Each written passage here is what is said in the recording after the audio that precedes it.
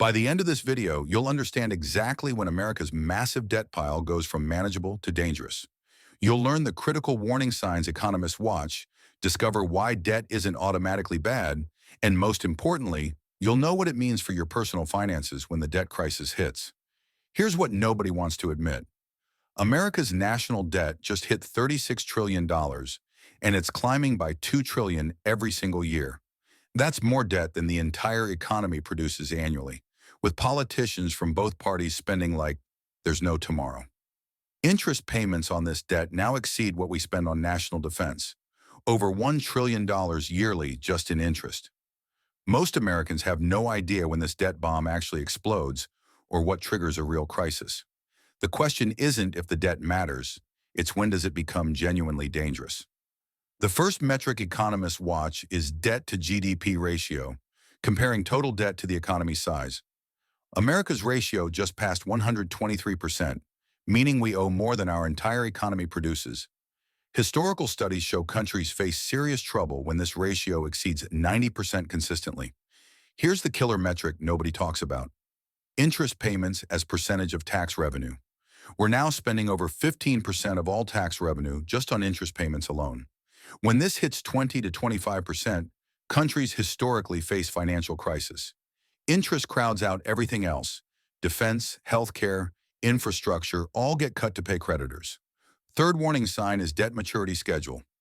America must refinance trillions within the next 5 years. If interest rates stay high or investors lose confidence, rates could spike dramatically during rollover. This is how debt crises actually start. Not slowly, but suddenly when bond markets refuse reasonable rates. The Fed faces an impossible choice called fiscal dominance between fighting inflation and managing debt. Fight inflation with high rates and watch interest payments explode, or print money and fuel more inflation.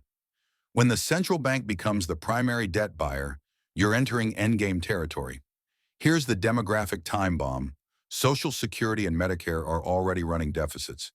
Baby boomers are retiring at $10,000 per day, accelerating the debt spiral every year. By 2035, these programs alone will consume all tax revenue, leaving nothing for anything else. So when does debt become genuinely bad?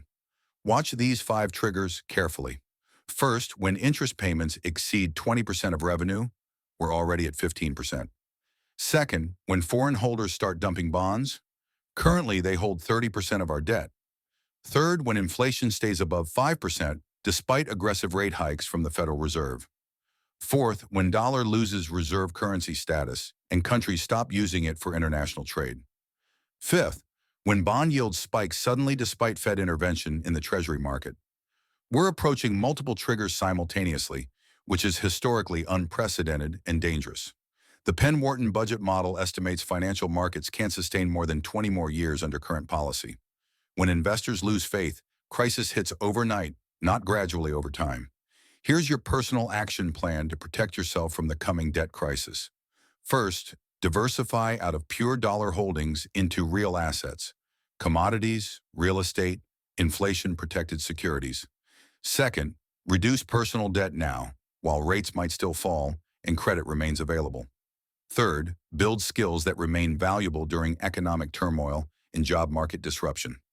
Fourth, stay informed on debt metrics we covered: bond yields, interest payment ratios, Fed balance sheet.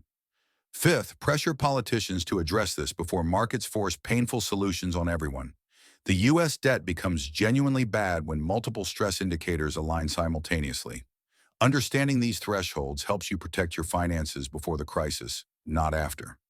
Knowledge is your best defense against the coming debt reckoning. Stay informed, stay prepared, and protect your financial future.